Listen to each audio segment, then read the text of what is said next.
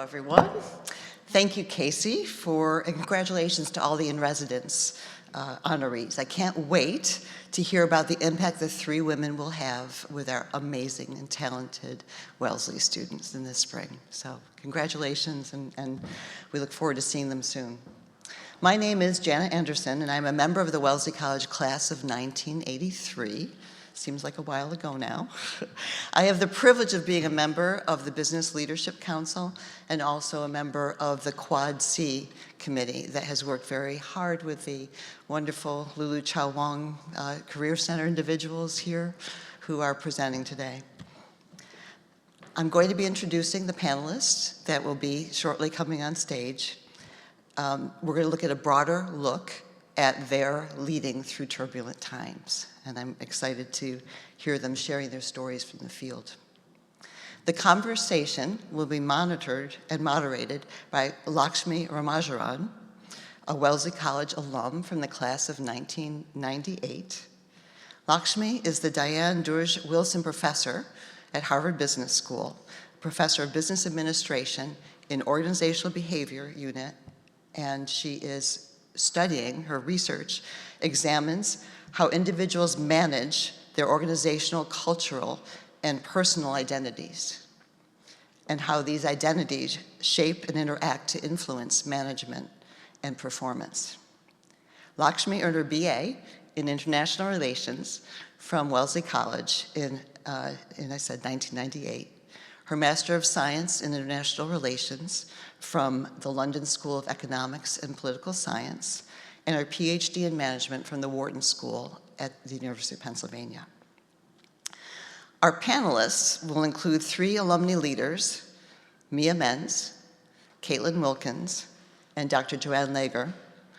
Mia, Kaitlyn, and Joanne are also members of the Business Leadership Council of Wellesley College. I'd like to share a little bit about their backgrounds. Mia is a global transformation executive and trailblazer. She's known for her purpose-driven leadership, strategic turnarounds, and unique human touch. As CEO of Cushman & Wakefield Services, Mia oversees integrated facility services in the United States, Puerto Rico, and also in Canada. She leads approximately a team of 14,000 individuals, members serving clients across various industries, setting the company's strategic course into the future for profitable growth and innovation amid an ever-changing landscape. Mia is a Wellesley alum from the class of 97, and she holds an MBA from Harvard Business School. Kaitlyn Wilkins is the vice president of Meta's Small Business Group. She manages a multi-billion-dollar portfolio of revenue-driven go-to-market strategies and products to scale for their programs for their clients to scale their businesses and boost local economies.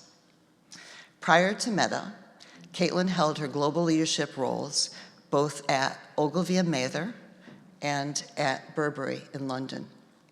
She now lives in Austin, Texas with her two sons and husband, and she enjoys needlepoint, Netflix, maybe other streaming services too? Okay. And also napping in her spare time.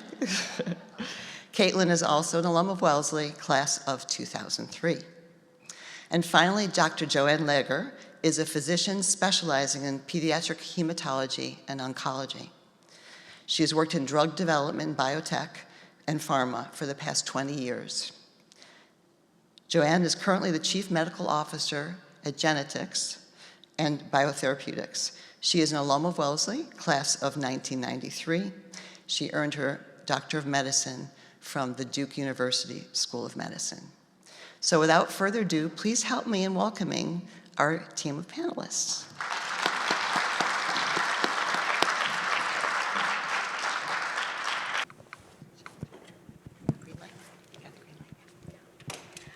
Well, welcome and good morning. I'm really excited to be here. This feels very surreal.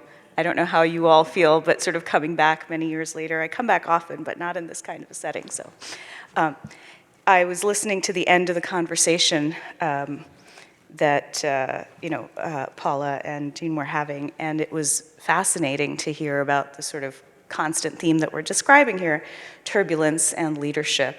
And a lot of my research and in talking to leaders, and hopefully what we'll be hearing from you, is really this balance between adaptability, which you need, right, in these turbulent times, and turbulence for a variety of reasons, economic, political, strategic, personal, as Casey was just saying, and this sense of authenticity, conviction, mission, who you are, who we are as an organization, what we're trying to accomplish in the world. And so that balance, I think, is just a very, very delicate and difficult balance to accomplish and achieve. So I'm very excited to launch into our questions. So we're going to do a couple of things. We have 4 themes that we're describing. The first is sort of what is the power of all of these external forces that we're dealing with, right? The economic, the strategic, the political, the organizational, in terms of disruption. The second is sort of the complexity of decision-making under these circumstances as leaders in organizations, right? How do we think about resources? How do we think about regulations?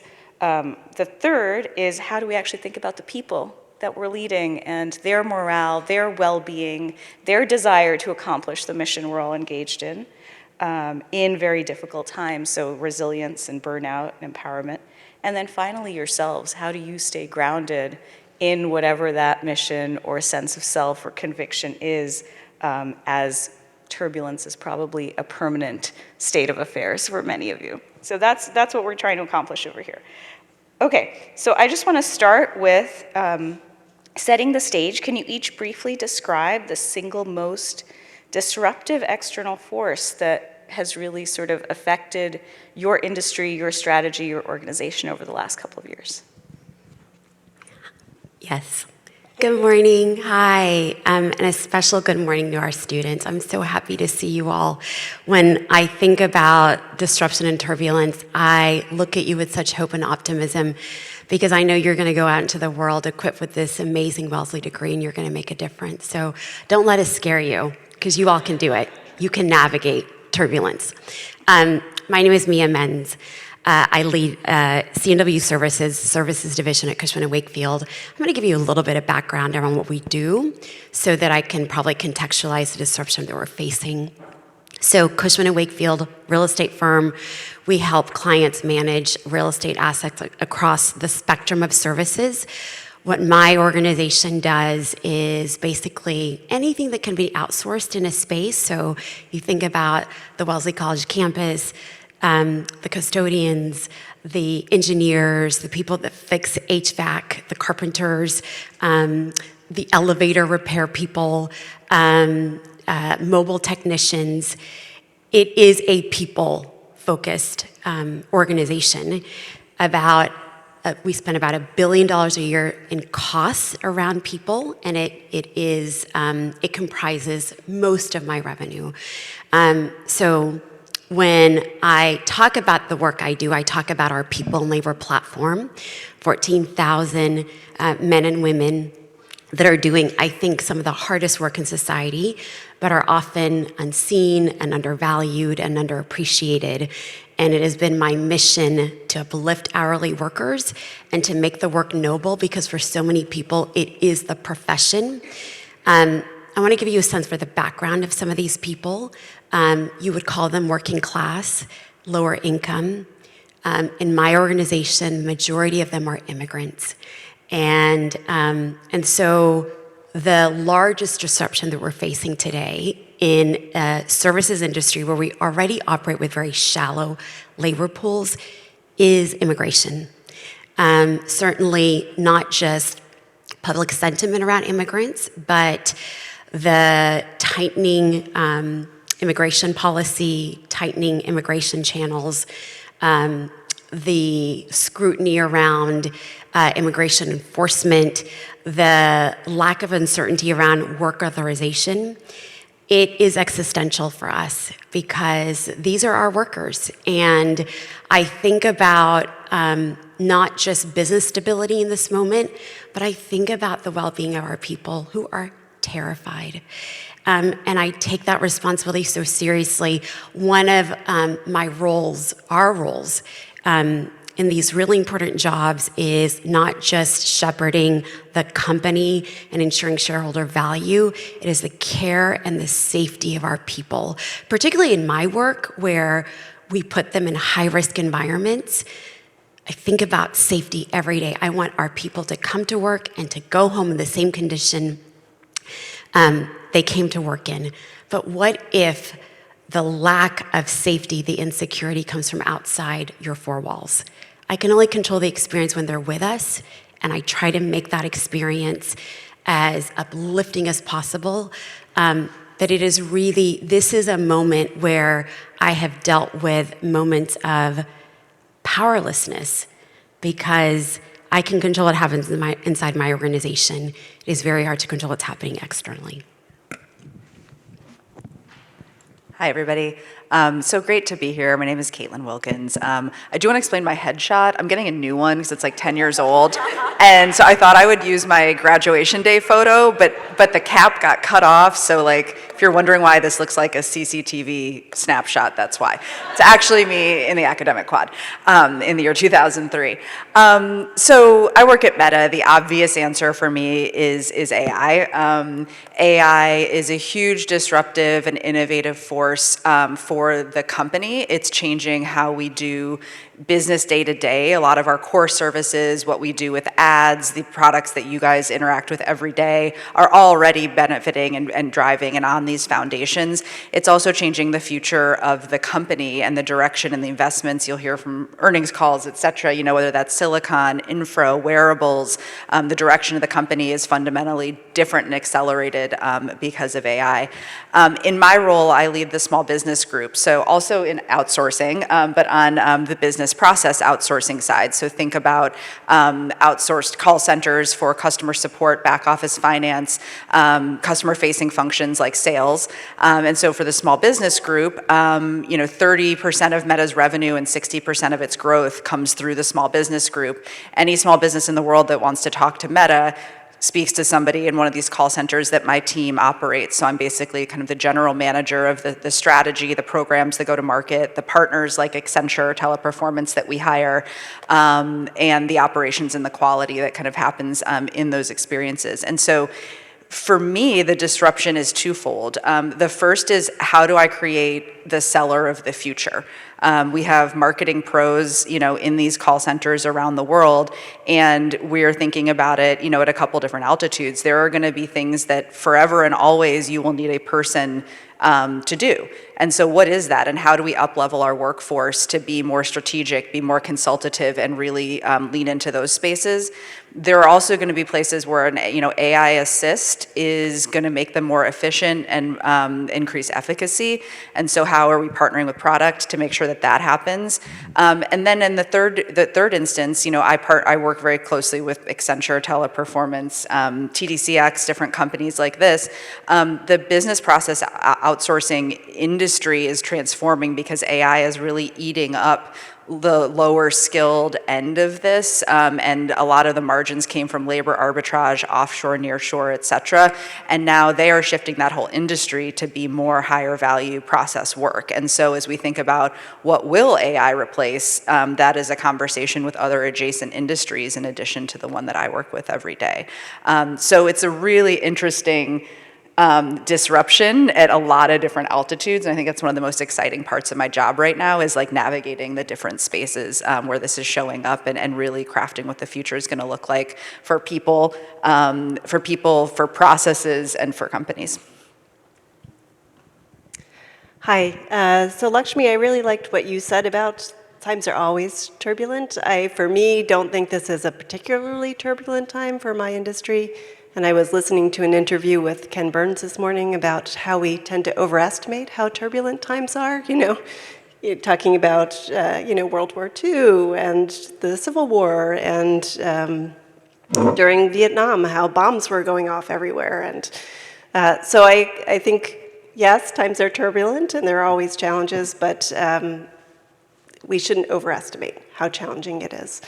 So I work for Genetix Biotherapeutics. I've just recently joined this past summer, and we are a company that has commercial gene therapy products. And our main product is a gene therapy that is a transformative therapy for patients with sickle cell disease.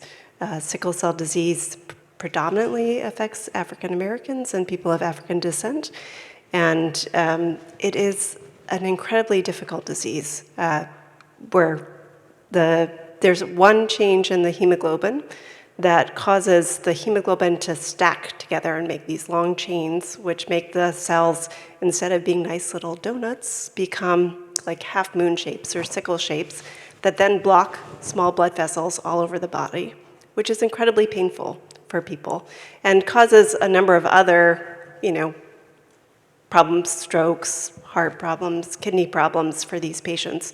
And it's life-limiting. The average lifespan is about 40. And this gene therapy takes the red blood cells. It actually takes the blood stem cells. We take them into our manufacturing site. We add in a new gene for normal hemoglobin that has one modification that makes it not stack like that blocks the stacking.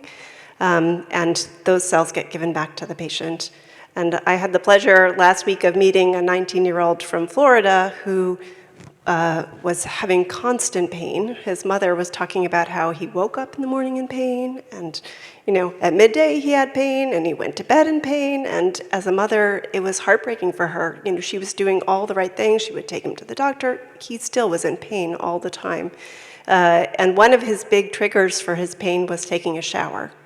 So can you imagine that, like every day, they would warm up the house before he took a shower and do all these things to try to prevent these painful crises. And they were talking about 2 weeks after receiving the therapy, he took a shower in the hospital, which they kept telling him to take a shower, and he was like, I'm not taking a shower. He finally took a shower, and after the shower, his mom's like, how are you doing? Everything okay? And he's like, Mom, I don't hurt anywhere. I don't hurt anywhere, right?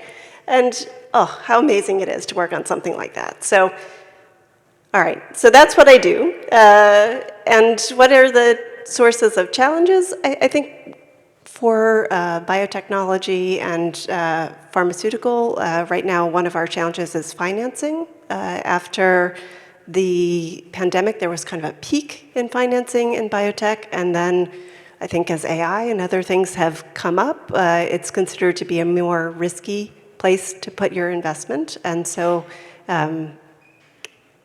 there's just less financing. So lots of companies are going under. And in fact, the company that I work for was really at risk of going bankrupt, which would have been awful for these patients. And we had private equity investment, and it was taken private this summer. So that's one source of challenge. I think the other source of turbulence is in the regulatory environment. So I think you may have heard what's going on with the Department of Health and Human Services,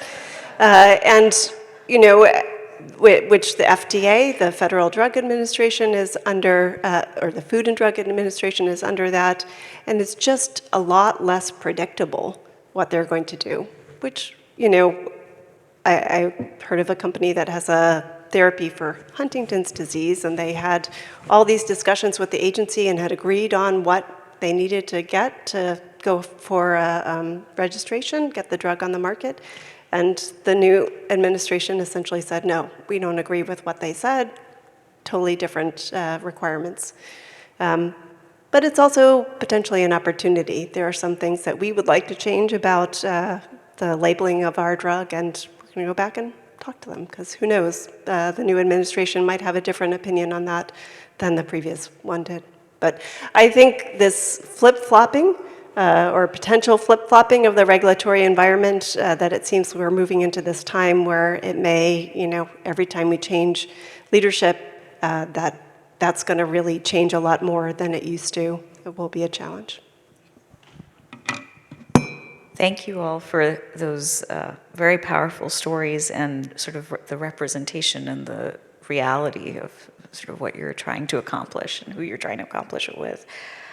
I'm going to jump around a little bit because all of you talked about sort of the changing landscape, either technologically or in terms of regulation, or in terms of financing, resources. So it seems sort of appropriate to move to this, how do we actually deal with sort of the changing landscape that you're in? So maybe we'll start with the, sort of the resource question that you sort of left us on. Can you share a moment where, in an environment where resources are being greatly impacted, where you've had to deprioritize or shift your focus in the area of business, and sort of how you make some of these decisions about what's mission critical, what's not, what you keep in the focus zone, and what you let go of? I loved how Jean talked about preparing organizations for change and disruption. So I've been in my role for 3 years, and I started first with just really trying to understand the business, the company, the culture, so a deep diagnostic. And that led to a really intense strategic planning journey. We also spent a lot of time on mission, vision, values, and really sort of cementing who we are as a company and culture. And I think that work is a fundamental prerequisite because it is having those strong foundations and infrastructure, if you will, that allows your organization to be resilient and to adapt. And so I want to start there because I'm grateful that I really invested in that work because it means that there are things that I can take for granted in decision making, and a lot of the sort of tactical everyday things sort of start to fall away because we've got a good operating rhythm, we have good leaders, and with good distributed decision making, it does mean that I can focus on the things that are important. And for me, that is obviously spending time with clients, being in the field with our people, and obviously managing investors, shareholders, our corporate enterprise, if you will, with our global leadership team. And so in this particular moment, I would say where I'm spending more time than usual, because the thing that happens in these moments is that you start to have to find allies. And so those companies that used to be competitors now become collaborators. And so I am spending a lot more time in the industry trying to align around an industry position on immigration. There's also some safety in numbers on topics that are highly polarizing like this one. And so a lot of external with nonprofits, with industry organizations, and quite frankly, in moments like this, I think one of my most important mandates is to make the company feel small. And so it is being out in the field and reassuring our people that they are safe here. I think that is among my most important priorities. I don't want people to stay at home. I want them to know that when they come to work, they are in a safe place.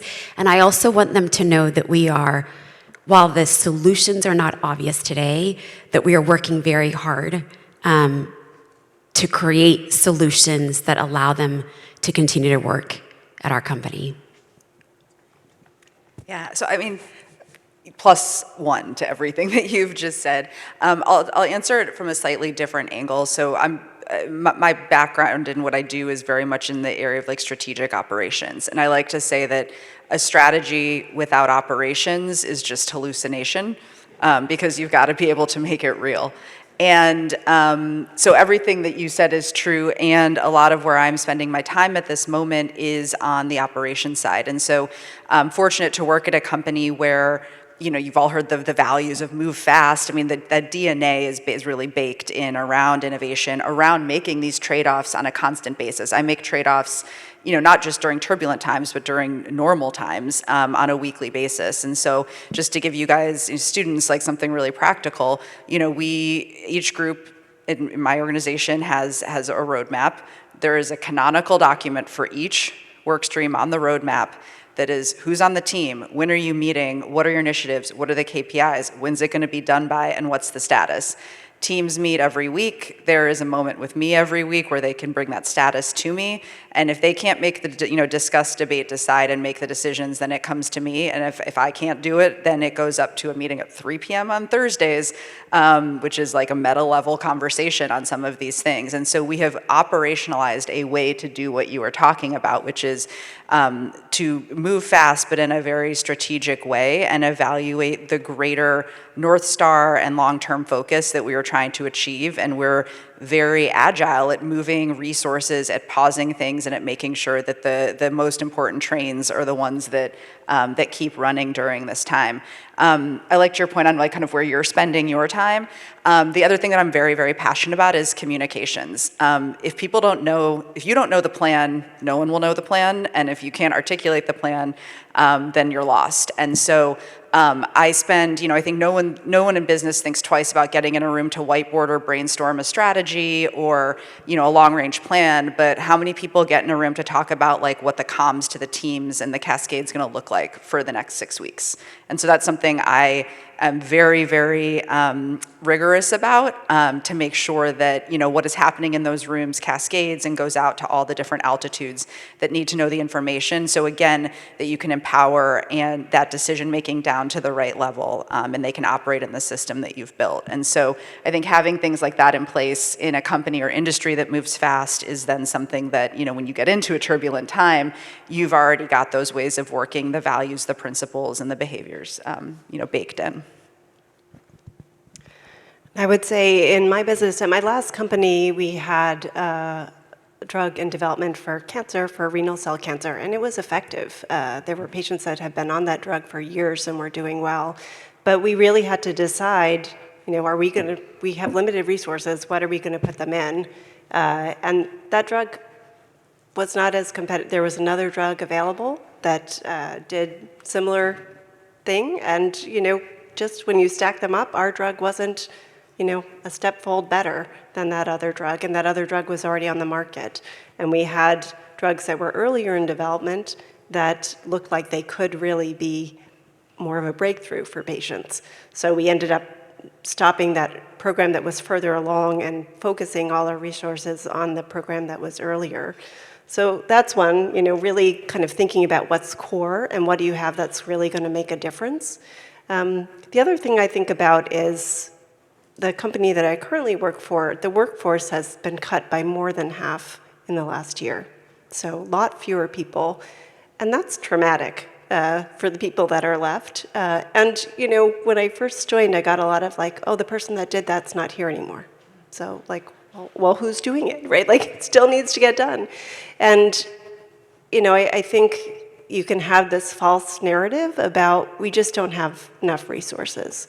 And I think that is a block for creativity. These are the resources we have. How do we solve this problem with these resources? How can we be creative about how to work together to get this done? And then you also have to talk about how do we prioritize? If we want to do this and we need more resources to do it, how do we find those resources? Maybe we need to deprioritize something else. So I think having those discussions with people and being open to that, letting them know there is a possibility to get resources for a specific project. They just have to make a case for it rather than just kind of struggle through trying to get everything done with less resources than they're used to.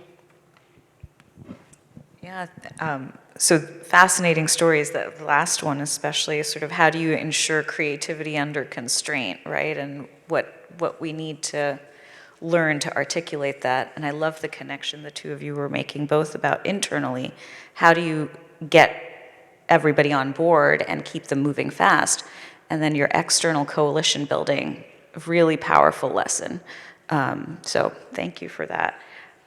Okay, so I think continuing on with this idea of the changing landscape, many of you talked also about the regulatory environment changing and the political landscape shifting. You started us off talking about the coalition building. How would you think about this tension between sort of the regulation and the guidance and things changing out in the world, but also having to have people make decentralized, on the ground, highly empowered decisions. And especially if you have to define your own sort of ethical standard ahead of where the environment is or where the regulation is, when and how did you do that when it was clear that there wasn't something to follow, but you had to sort of be the leader on it, or people down very far down below on the front line had to be the leaders on it? It's such a great question. This tension feels impossible because it's values or the law. That's what it feels like right now. And we're a public company, and so we have to operate with just incredible caution. And I know that I am constantly challenging our legal team around what can we say, what can we share, what can we do, and their desire to, just keep us under the radar. One is, again, aligning with industry best practices, because there is, the truth is, these executive orders aren't really law, but there is a lot of fear around noncompliance. And in my particular situation, it is, so people that believe they were authorized to work today and had the ability to do so, tomorrow, because they forgot or didn't know they had to file some document, no longer have the ability to work. And that could impact thousands of people. And so the first thing that I try to impress upon the organization is let's pause, let's just take a breath. We don't need to be the first to do something, and we don't have to react, because today it's one thing, tomorrow it could be other. So I have tended to be very, very conservative around how quickly we comply. Let's wait until we have more data. The other thing, quite frankly, is I think about our managers. So I talked about distributed decision making and how are we ensuring that they're equipped with the right information. And a lot of it today has been about what can we share about employees, about their rights? What are we allowed to give them? Who can they call? Should those people be in our organization? Are they external resources? Who do we partner with? So there have been a host of decisions, and the truth is, because we're so decentralized, I know some of our site managers are acting out of instinct, that even if we say do one thing, they might be doing something else. And so part of it is also just getting audits and understanding impact. I'll tell you, I was with a client in Boston, and I was talking to a hospital here in Boston. I was talking to one of our site managers who said to me, and this had not bubbled up, he said, 4 of my, I call them team members, went to immigration hearings and never came back. Meaning that they did what they were supposed to do, and they were deported. And I said, Dan, you didn't think that was something we needed to know? And so we activated our HR team to start to gather information. And the truth is, it's more widespread than we knew. But yet, you're asking a question that I'm really struggling to answer, because it is, what do we do? Other than, this is how you protect yourself. Our legal will say, well, it technically didn't happen on our premise, so it's not within our jurisdiction to act. So I'm saying to people, I can't be there to make every decision for you. Act with compassion and follow the law as we know it today. And so the instinct and the bias is, we're going to protect people, and we're going to be slow to do anything that puts our people in harm's way. Yeah, it is an impossible situation, and existential in that it also limits our ability to service our clients. Yeah, sorry. No, don't be. This is why we're here. Yeah, Thank you for that sharing is such a big one. I think it makes me feel a little lucky that where I am, I don't think, while there are some things I find questionable, we are not being asked to do anything or be part of anything that I find morally problematic. So I'd just say you made me feel a little lucky. Good, I'm glad I could do that for you today. Yeah. Good. I mean, I think the thing I'll say, just kind of zooming out a bit, is, the last revolution that we had like this was like in the tech space was like digital and the shift to mobile. And that was really a shift in how people consumed information. And there was a lot of regulatory, at that time, I remember I was a member of the Word of Mouth Marketing Association, and we were consulting with the FTC on how to address like sponsored content and social media. And so the techniques we were using were like leveraging back to TV and like infomercials, and how do you update that for a new platform? Because it was really kind of new distribution. AI and automation and the space that we are in, this is the industrial revolution. This is like a once in every several generations like moment in time and inflection point and change in the way that people, the way that intelligence works, the way that jobs and process works, and it touches, this isn't just, communications FTC style regulatory. This is like data privacy, freedom of speech, energy, and environmental, et cetera. And so, I do think the thing I would say, to you students is like, we need a new generation of policymakers who like deeply understand the technology and the intersection with all of these different industries and regulatory environments, because it has to be a partnership between business and between policymakers to get to a point where we have really good regulations in this space. Can I just sort of follow up on that very last point that you were describing? Because I do think, especially around the AI change, there's so many ways in which the redistribution of power, of resources, the balance between users, consumers, clients, the organizations, are all, as you're saying, are part of this shifting landscape. How would you, you were raising some of these, sort of the data privacy, environment, freedom of speech. If you had to think about sort of at the lowest levels of the organization, the engineering team or the product team or whatever it is, where do some of these concerns come in? Like, I was just thinking about Mia's earlier response, like, do you have a sense of how people are making decisions on the ground about that? How far down does it penetrate, and what guidelines do you have for them, or how you're thinking about it? And maybe that's not in a... Yeah, I mean, that's kind of like not my job. It's a big kind of issue at all tech companies right now. And so I think that, big tech generally is really thinking about how do you imbue a privacy-first mindset for everybody in the company and everything that they do. And so there's a lot of great, there's a lot of mandatory and important like trainings that take place. There's a lot of structures and escalation points and internal reporting, and there's a lot of accountability to outside the company, whether that's to boards and shareholders or the government. And so I think that all of those things have to be true, because it's really, it's a mindset. It starts with mindsets and behaviors that, from the bottom that need to meet the regulatory from the top, no matter where you work in tech. Yeah.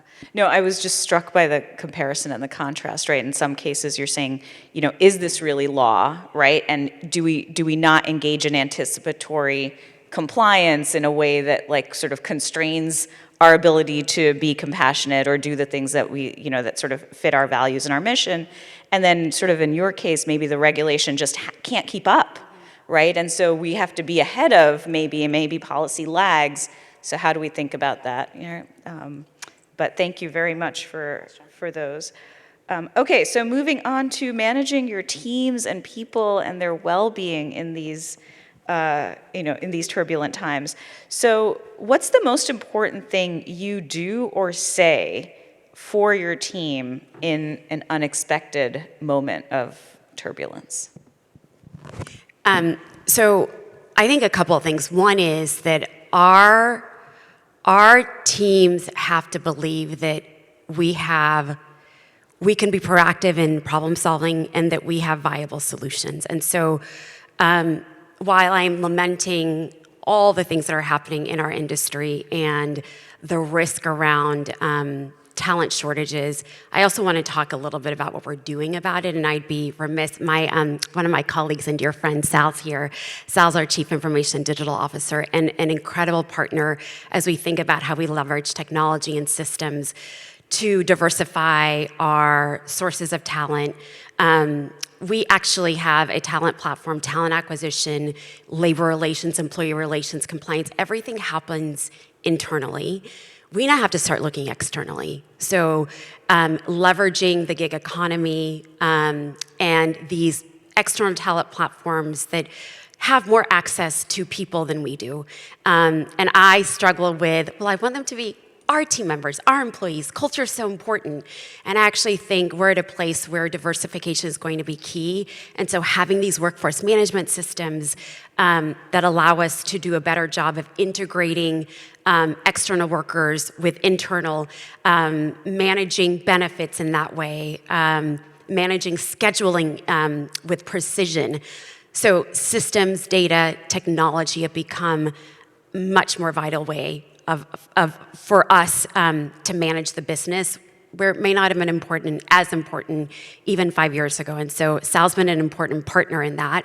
And that, having scalable systems internally and the ability to integrate them with external systems and partners does give us the ability to mitigate risk. So I think that's one of the most important things, is people need to feel like the sky's not falling, the company's not gonna crumble, there is a solution, and we are actively working every day to deploy those. And then the other thing is just honestly, it's remembering who we are. And our mission is twofold. It is ensure reliability of our services and uplift people through this sort of human-centered commitment to progress. I mean, we're looking at that test, in the face.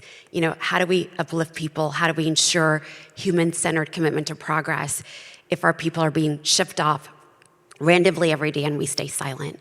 And so I lead from a place of incredible authenticity, which means that I try to maintain my courage and conviction in spite of all the things that's happening. And one of the ways we're doing that is also uplifting community organizations that are supporting immigrants. I was in Boston just a few weeks ago, celebrating the 20-year anniversary of an organization called English for New Bostonians, and their role is to help newcomers in this country learn the English language.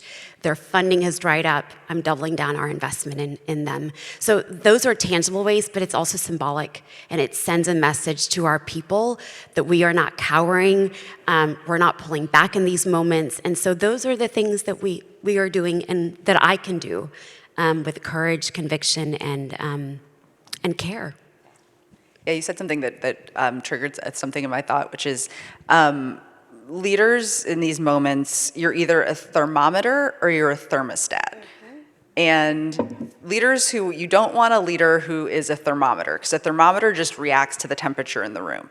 And that means that everything that's happening around you on a good day, on a bad day, in chaos, et cetera, it's like the leader is just kind of like, kind of twisting this way and that way. And thermostats set the temperature in the room. And so great leaders are thermostats. You come in, and whether you're doing the strategy, you're doing the comms, you're doing the operations, et cetera, you set that temperature. And like you said, you're building that confidence for your team, no matter what the day is and what's going on, that they have a leader and someone that they can follow in that moment. Totally agree with that. I think of it as, I had a CEO at one of my previous companies who was a complete transmitter. Every emotion he had, like he ranged from anxiety to excitement, right? In and one meeting. Just was transmitted to everybody. And I saw myself as, I have to be a capacitor, right? I have to protect my team from the vicissitudes of that. But I also connect with what you said, Mia, about connecting to mission. For me, that's, one of the great things about the area that I work in is that our mission is really clear. And to just help people connect back to that mission, why we're there, that there are patients waiting. That I think helps everybody and then, leading with authenticity, being there with them, saying we are going to get through this together. I think those are the things that really help. I love it. Thermometer, thermostat, transmitter, capacitor. These are great. We're the engineers. This is great. I was reading in the brochure that many of Wellesley's leaders come from STEM fields, so. So I just wanted to carry on in this sort of team and well-being notion. You are asking. How about one more question, and then we'll open it up for Q&A, too. Oh, thank you for keeping time. You're welcome. All right. So maybe we can make this a 2 for 1. So the question was going to be about the teams in terms of how you help them manage their own burnout and resilience, and not sort of becoming the thermometer and taking it all in, in this environment. And then maybe the second part of that would be, how do you actually regulate yourself and allow yourselves to be that person when everything is coming at you? It kind of reminds me of the old Rudyard Kipling, if you can keep your head when all about you are losing theirs, kind of, how do you do that for your team? How do you do that for yourself? Yeah, I would say, to just jump in, leadership matters the most. People follow people. And so that makes the work really fulfilling. And that is like half of it there, is having a team of people who believe in what you're doing and will follow you. I think then making sure that people know you value like people over projects. Not all companies think this way. So choosing your company and their values wisely really matters. And then creating a culture where people can be vulnerable and really ask for help and come to work with their authentic selves matters a lot. If I had a magic recipe to like avoid burnout, I'd be rich and really relaxed. And then to your point on yourself, I think Jean kind of said it well, which is like, we sit up here as individuals, but there's entire teams behind us. My team involves my therapist. I'm very out there with like having high functioning anxiety. And my therapist is an amazing woman who specializes in executives who've already done 30 years of therapy. And she has like changed my life. I'm on Lexapro, like I'm not ashamed about that. Like there are times where you need to be thinking about how, like not just talk therapy, but pharmaceuticals can kind of help you in that moment. My husband stays home now. And so he's like taken care of the home front and takes up a lot of the work there, which has been great. And so I sit here as like one person, but with a lot behind me, and it allows me to show up every day for my people and like create that environment for them. I would just say, I think one of the things that creates this feeling of futility and burnout is feeling like the work you do is not getting anywhere. That you're working hard at something and it's going in a trash can somewhere. And so I think for both myself and my people, really remembering the why I'm doing this, what this work is for, what the value is what makes the difference.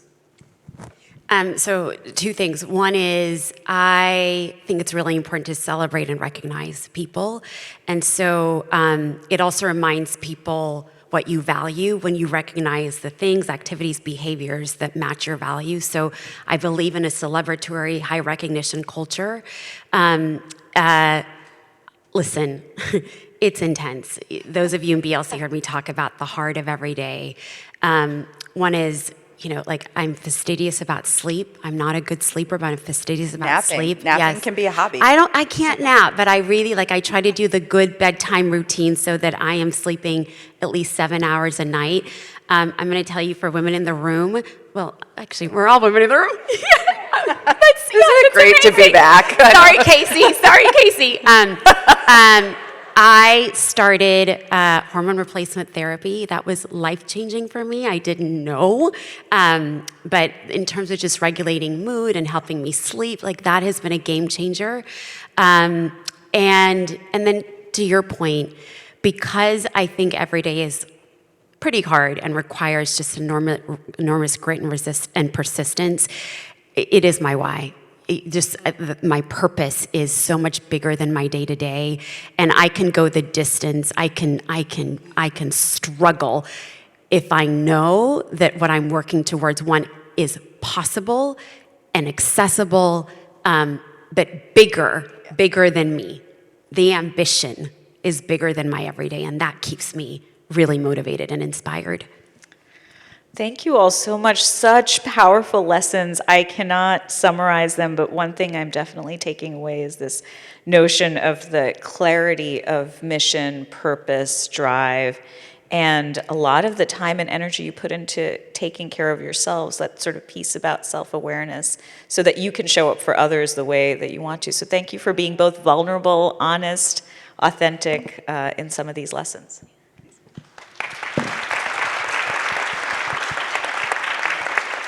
We're so appreciative of all of you spending time with us on a Saturday to share these stories and expertise, and I know everybody in the room has learned a lot from this past session. We would love to open it up to questions, so please raise your hand and Casey and I will come and find you. Yeah, Adele, let me bring you the microphone. I just want to say thanks to all of you because you're all facing existential issues. But Mia, I am so proud of you. Yeah. Your company is so lucky to have you in the CEO role during this time.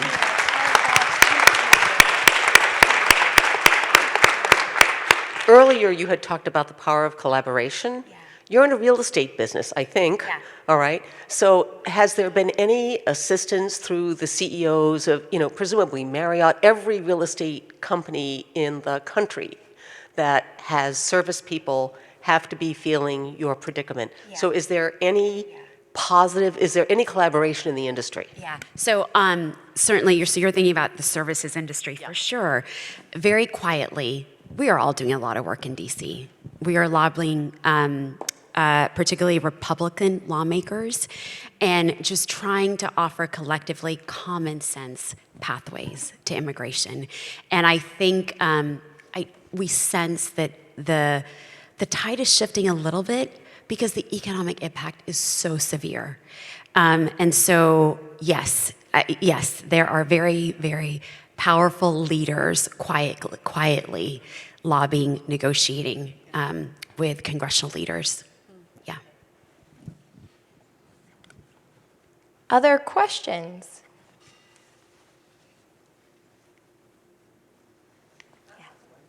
Yeah.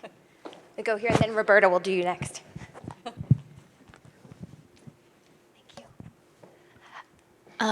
You all have remarkable missions with your companies. I'm wondering, how do you have fun?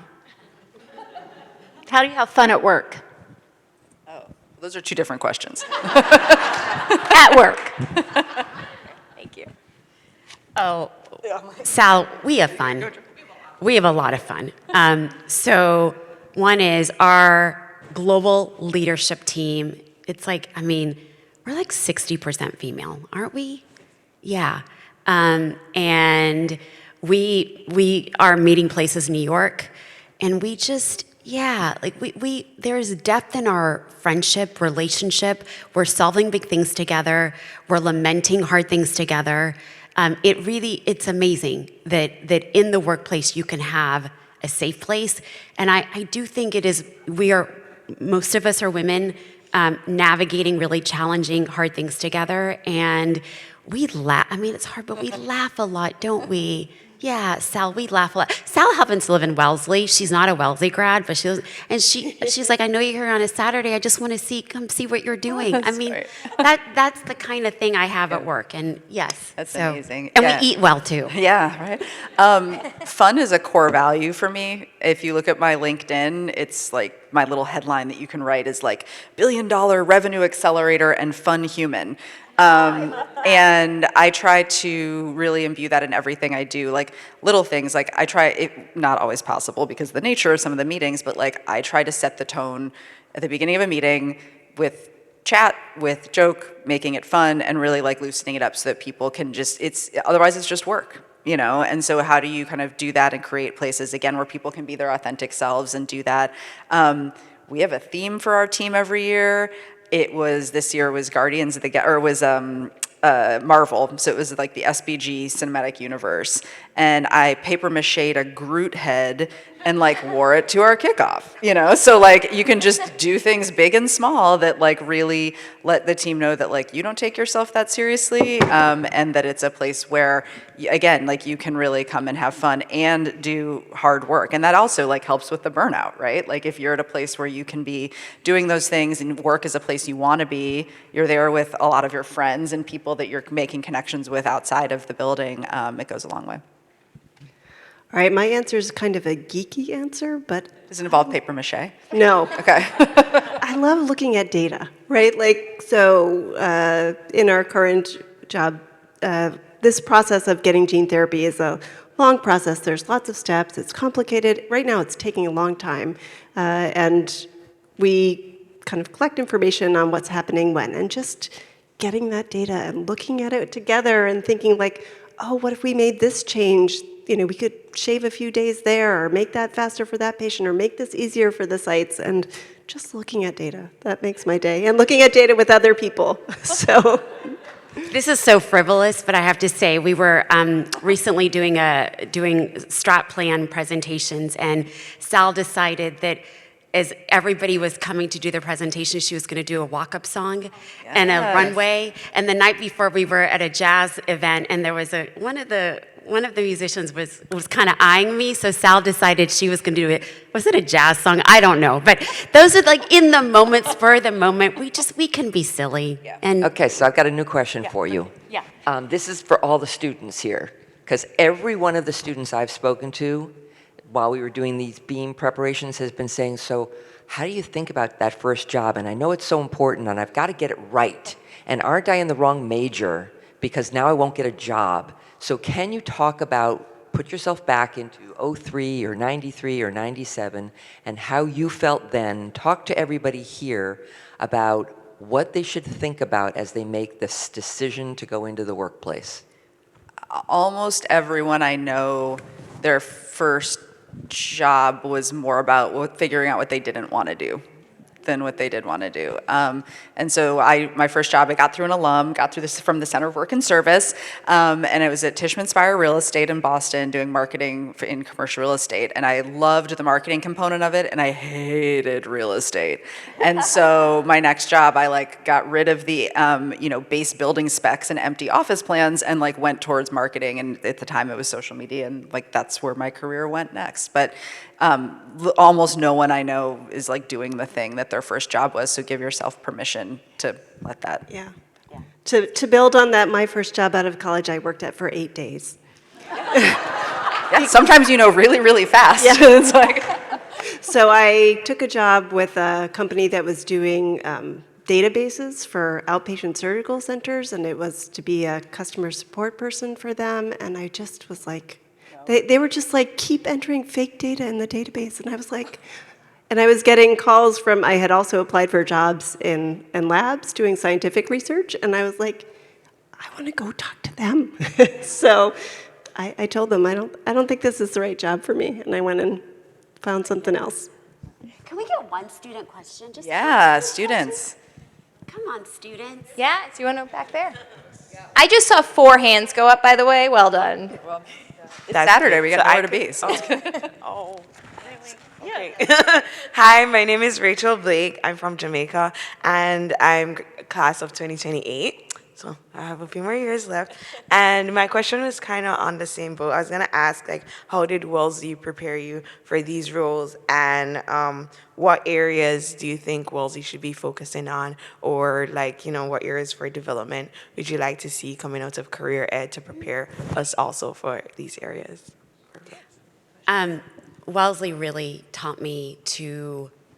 At the time when I left Wellesley, I used to say, I feel so fearless. I feel so fearless. It actually wasn't that.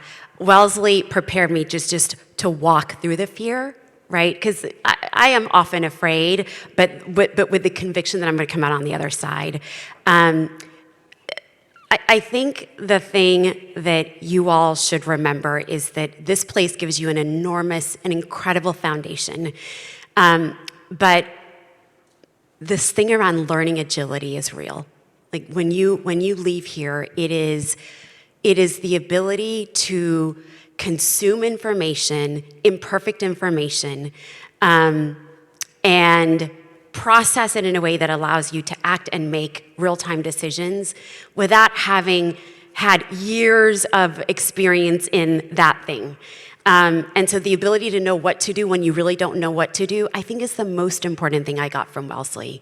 But that also came from a mindset that, hey, I can figure it out. I may not know that. I may not know this particular thing, but I left here with really good instincts. And then the thing that I said yesterday that I hope Wellesley teaches all of you is this notion of just being relentless, not giving up, and being okay with the struggle. I don't want anybody to suffer, but I think there is something really productive about struggle. It makes the next hard thing less hard. can add. Yeah, no, let's say if there's more student questions, because I also can't add to that, so that's great. Did you? Oh. Yeah, let's take one more up there. Can you get to her, Casey?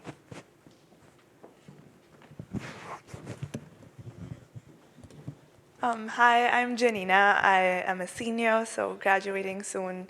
Really happy to be here and hear all of your thoughts. Very high impact jobs across the board. I was wondering, have you ever gotten a decision wrong? And, well, yeah, we all do.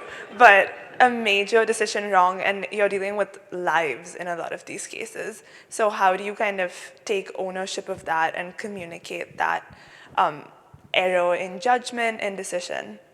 I'm so glad we chose to do one more question. Yeah. That's a good I think one of the main things that I think of is that I've got wrong is decisions about people, mainly about hiring.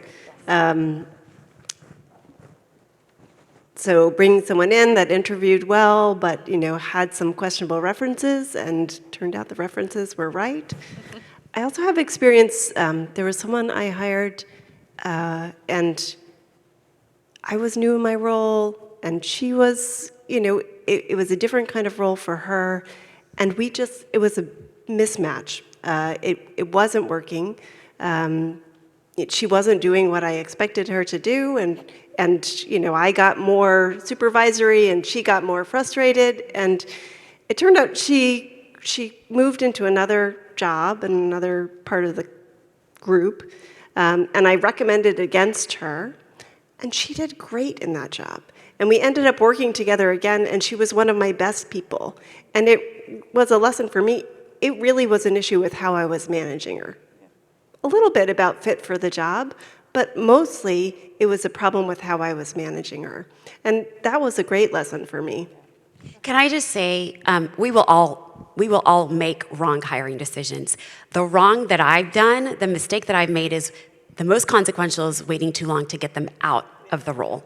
And that, if the regrets that I have are always, I should have done it sooner.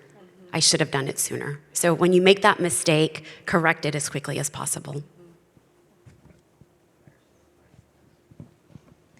All right, well, why don't we give another round of applause, please, for our panelists and our moderator.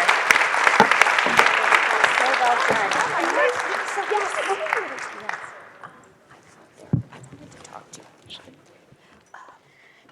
So at this time, we are going to break for lunch, and everybody can please go head out and get something to eat. Everybody joining us on the live stream, we're so glad you were able to tune in on a Saturday and be with us today at our first Wesleyan Business Symposium. Thank you so much.